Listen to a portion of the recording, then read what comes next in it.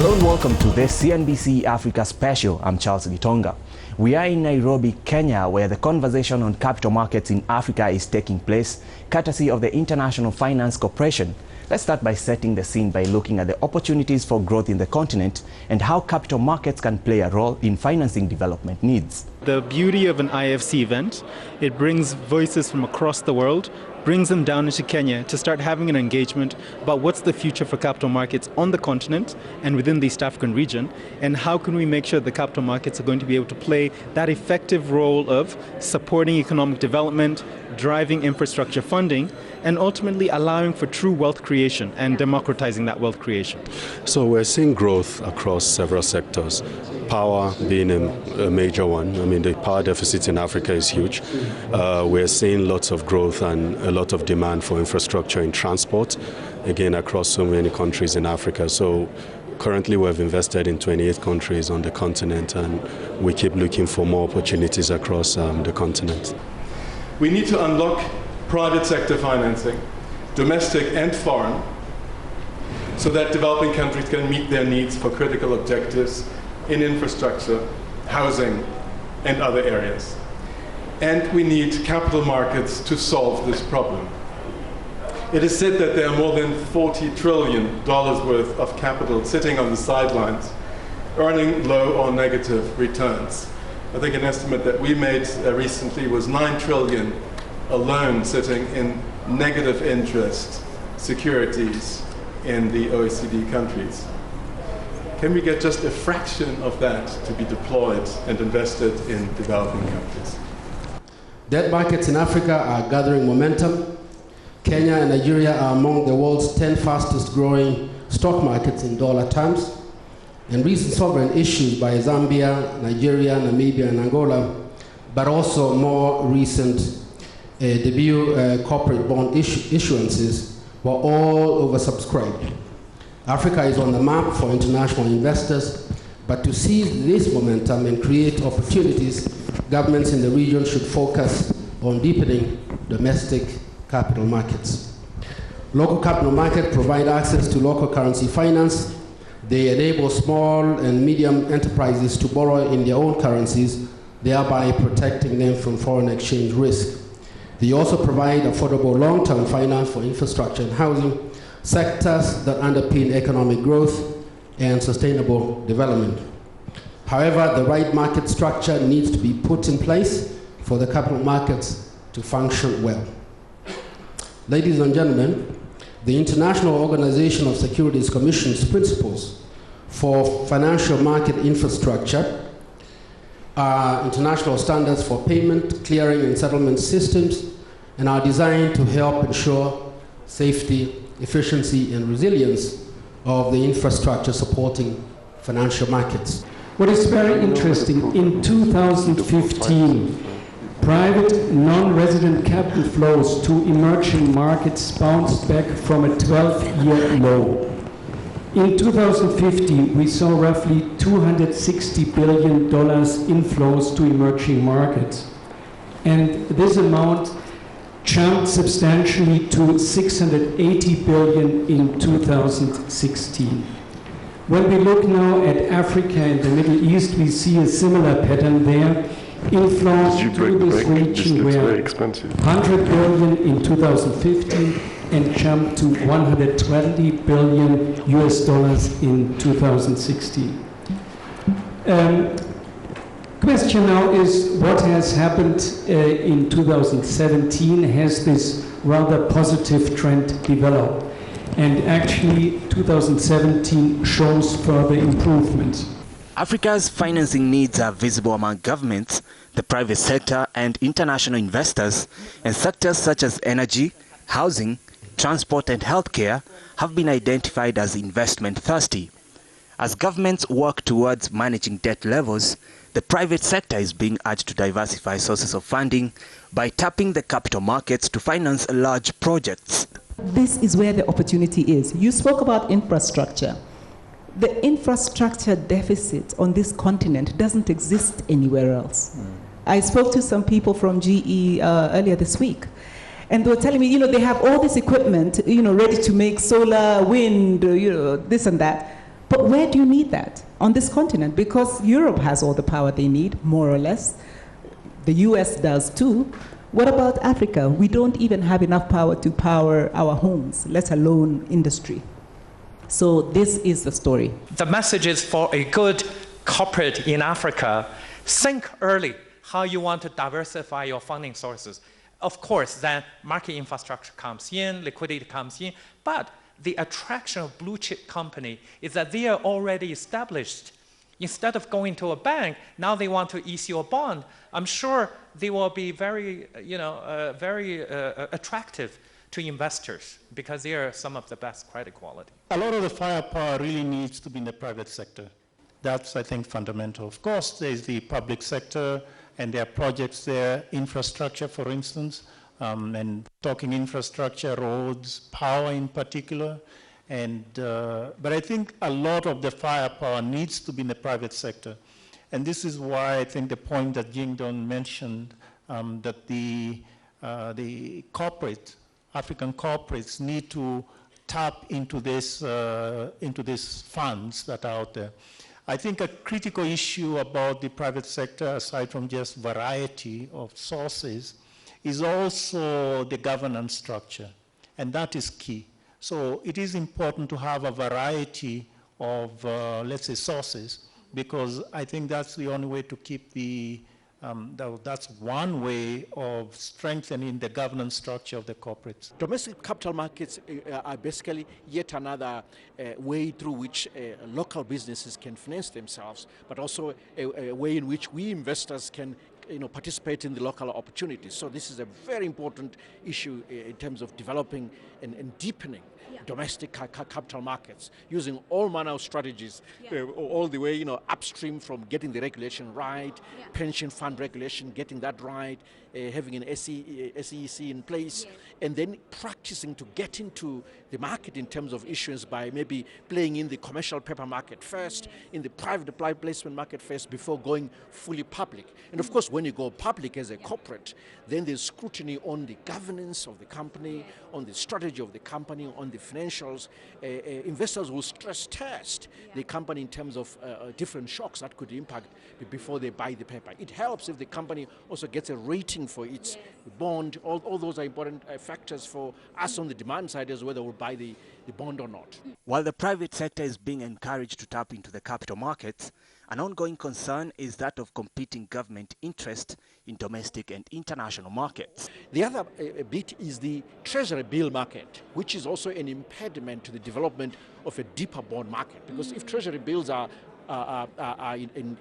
issued quite a bit because governments are spending a lot, because budget deficits are high or inflation is high, then the interest rates of these T-bills are so high no one else wants to buy anything else. So corporate bonds then becomes unattractive. So government spending crowding out the private sector is one thing that we should look into. Perhaps governments should make an effort here to convert their short-term treasury bills into longer-term government debt and create a bit of a yield curve that will make it easier for corporates to issue in those markets. But also there's a lesson for corporates as well, that when they issue, perhaps they shouldn't just issue plain vanilla corporate bonds, but perhaps a hybrid of some instrument that has got a coupon element, like treasury bills, but then an equity element that will enhance the return for investors. So a quasi-bond, quasi-equity instrument may be the way to go to deal with these high interest rates on the treasury bill market, which are squeezing out the bond market. As private companies grow, so do their financing obligations. So what do first-time issuers need to watch out for? To be honest, you see, the capital market has its own way of enforcing discipline on a company. So really, if you're not ready for transparency, for disclosure, for good corporate governance, and all the things that investors would demand of you, then maybe, just maybe, you're not ready for the capital market just yet. And you may be able to stick with your banks that better understand you and where there's less transparency in terms of disclosures. So my advice to any issuer, anyone who is looking to tap the debt capital market, obviously, is get your house in order, get a sound business model, get a good credit rating, and have a good story. Engage with investors all the time. Investors like to know what's happening to your business and your fundamentals. If you can convince investors that you have a very good business, and I think the capital is out there to support your business, and investors will always look to finance you. The story that investors are looking for, whether it's African or whether it's from the Asian continent or whether it's from any jurisdiction, really is about having resilience and obviously the opportunity to provide long-term returns in an environment where yields are increasingly falling. And I think what the African story offers in abundance is an entrepreneurial story in an untapped sense, to the extent that the alpha opportunity on this continent is probably larger than any other. So for the right platforms for particularly involvement and investment in SMEs, for example, they provide very attractive return potentials for global investors. But obviously that comes with a number of risks, which I think, depending upon which jurisdiction you look at across Africa, has a very, very different type of appetite. Opportunities, risks, challenges, and trends. The conversation continues here at the Capital Markets Africa 2017 Summit. But for now, let's take a break. We'll be back shortly.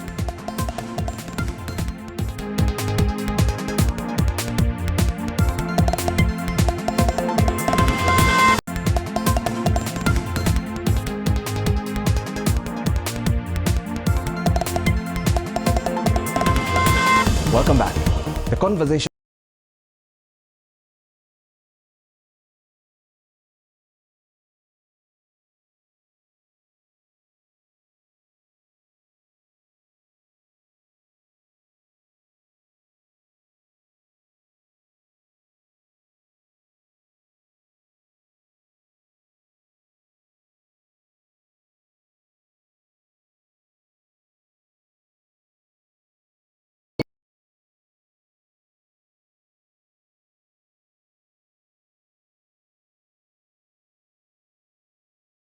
Legal framework issues around market access for international players, so that wherever they may be placed, we're able to allow, sufficient transparency around insolvency, around investment caps. For example, in Kenya, we've already lifted the historical caps on foreign investment flows into the country. And those kinds of steps are very significant. And then it's the infrastructure issues. How are we making sure that an investor based in London, do they have to open an account in Kenya? Or can they link their accounts, can they work with their custodians wherever they are, trade through their exchanges that they already have relationships with, and still get access to assets? I think the opportunity is always going to be there for Africa. The alpha opportunity for investors, particularly in early stage companies, is phenomenal, and it's beyond that of the developed markets. I think the main issue we have right now is that the risk-on environment hasn't really taken place, i.e. flight of capital directly to safe securities, US treasuries, European government bonds. But there is the opportunity for investors who need higher yield, but what they need at the same time is liquidity. So we always come back to the conundrum in Africa. Are African markets liquid enough in order to sustain the level of investment that wants to come in? And I believe the initiatives that are happening in Kenya, in Nigeria, in places like Morocco, in terms of developing deeper secondary markets for equities and bonds, will be the start of the sustainability there. And the LSE has a role within that as well, in terms of trying to help bring UK-focused international liquidity to these markets as well. So we have seen an increase in capital market access by sovereigns, we know. But think about it. It has only been 10 years. 10 years ago, we only had in sub-Saharan Africa, South Africa accessing sovereign market. And it was actually 10 years today that we had Ghana and Gabon issue their debit bonds. I believe that was 2007. Since then, we have had multiple countries, including Kenya, including Rwanda, including Ethiopia, Senegal, Zambia, Nigeria, Cote d'Ivoire, issue sovereign bonds. And that is great, because that helps deepen or sell the market, the Africa story. There is no better way to tell a story than through a bond and creating a benchmark for your country. So I think this has been particularly good. And new entrance into the Sukuk bonds has also been quite interesting. I think it's the truth be told, though, that even though we say all this about African bond market, sovereign bonds, the reality is it's only 5% of the emerging market bond stock. And there is a lot of appetite out there. We were told $40 trillion of investment supply, if we were to call it that, of idle cash sitting waiting for good ideas. And yet Africa, you know, we have 5% of the debt, the bonds, sovereign bond stock available, and there's a lot more that we could do. I think undoubtedly. I think again, if you cannot attract capital into the fundamentals of your economy, as mentioned, think infrastructure, think power, utilities, ports, etc. That's a very much of a deeper enabler for all parts of the economy, also capital markets as well. Yeah. So that's sort of, or arguably, I think privatization is a first mover of long-term development, and I think we see a lot of opportunity having been created in the continent the last 15, 20 years for capital. It's predominantly been in sectors where the state should provide but does not. Yeah. Think telecoms, think education, think healthcare, think private security. So where the state cannot provide, private capital should and must and ultimately profit from it.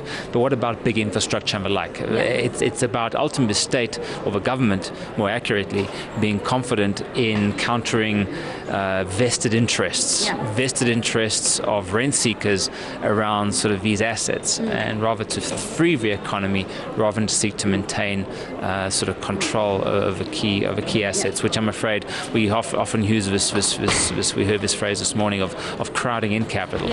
State ownership crowds out capital. As a step towards fostering growth of African capital markets, Africans living in the diaspora are increasingly becoming a source of the much needed capital.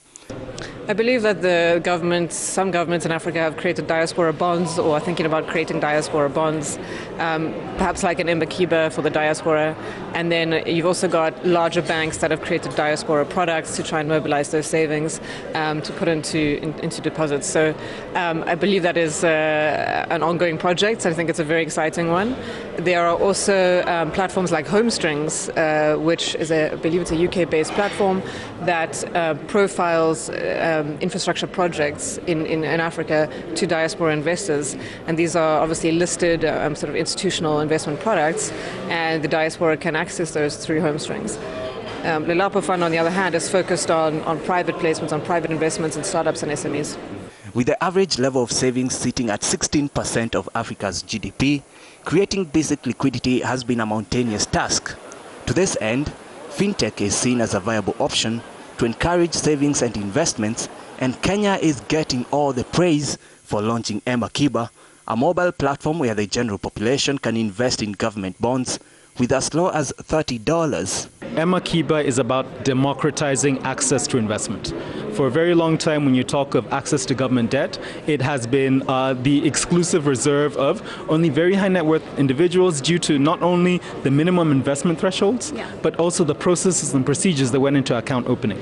Now with Mbakiba, working with mobile network operators, the exchange and central depository system, we've been able to build a system whereby an investor anywhere in the country, as long as they have a mobile phone and access to a mobile money account, can go online, open an account to invest in government paper, and invest as little as $30.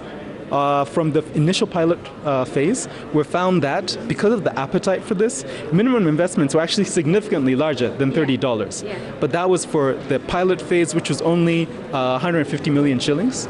But we're actually priming in hopefully mid-June to roll out now the real Mbakiba bond, which is intended to be about 4.8 billion shillings. Which is really, we believe, going to transform the conversation about what is possible, how broadly, not only domestically, but also in the diaspora, can people start participating in funding the growth and transformation of the country. You can see in the first instant what this will do. It will allow a whole swath of our society that never had investment opportunities. They'll suddenly have access to government securities. So these are the Caspers. So thinking of people who are in the, say, $2.50 or $2 to $5 a day income. So all that. It will really transform our savings culture. This is essential. So with time, you'll see that all these people who never had access to savings opportunities will actually be saving in this. So you can see that being really transformational. In terms of being replicated in other parts of the world, for sure. As a matter of fact, we do have the Tanzanians and Rwandans all knocking at our door, and I'm sure they're going to produce in a few months a much more improved version of Emakiba, and this is a public good. So we are happy that others will use this technology and this idea. I think this is an extremely important point. Capital has chased demographics across the continent in recent years, and that's about the African consumer story. But what about the African saving story? For me, country societies not become wealthy through spending, they become wealthy through saving and reinvesting and investing more.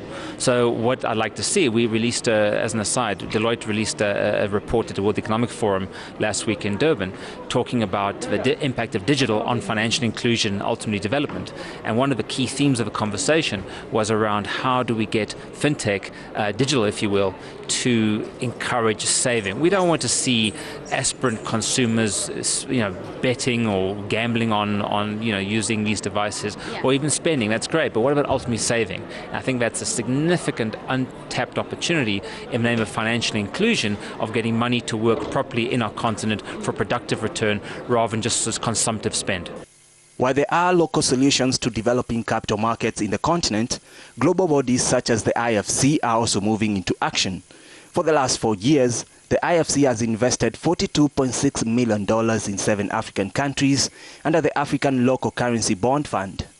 The organization has also lined up some $20 million in form of debt aimed at improving private sector access to long-term local currency financing. This fund, created by KfW now with IFC's 20 million support, is targeted to support corporate bond issuance in sub-Saharan Africa. And the mandate is very, very direct. And certainly, hopefully that will be. And for each issuance, this fund will invest as an anchor investor, not necessarily buying the whole deal, and therefore leveraging every dollar that we put in or every shilling so that others see the signal, KfW IFC are confident in the bond, we should also come in. So I think we wanted our catalytical effect to be very apparent in this small transaction. As with this additional firepower, we now get to more than $60 million in investable capital. We can reach even more impact for bond issuers and for final beneficiaries alike. So this will enable us to bring local currency funding, which is much needed, to SMEs, to banks, to mortgage financiers, so that the final borrowers will not run the risk to indebt themselves in the wrong currency. First and foremost, we're an anchor investor in these bonds, co-investing with local institutions, as Carl laid out.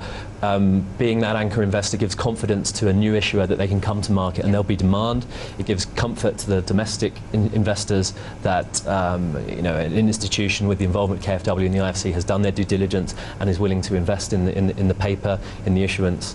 The second feather that we have is technical assistance, so we can provide grant funding to mitigate things like legal costs, credit ratings, which we're anxious to pursue, and the framework for new innovations like green bonds or securitization and these sorts of innovations. And the third area, which isn't exactly an instrument, it's just the time and the role we play communicating with local players, local intermediaries, explaining to the issuer how they access the market, what is a medium-term note program, what is pricing they can expect, how do they interact with a regulator, who do they appoint and work with in the local market. This real hand-holding role can take a short space of time, but can also take a long period of time. Doing all those things across a multiple number of sectors is both exciting, but it's the challenge of the fund. Many powerful statements have been made in the course of this conference, such as that the African capital markets are on the move. But beyond the statements, the reality is an annual infrastructure deficit of $93 billion and $450 billion required in the power sector in the next 20 to 30 years, just to mention a few. The question is how much the capital markets can be a remedy in closing these gaps. From Nairobi, my name is Charles Gitonga. Thank you for watching.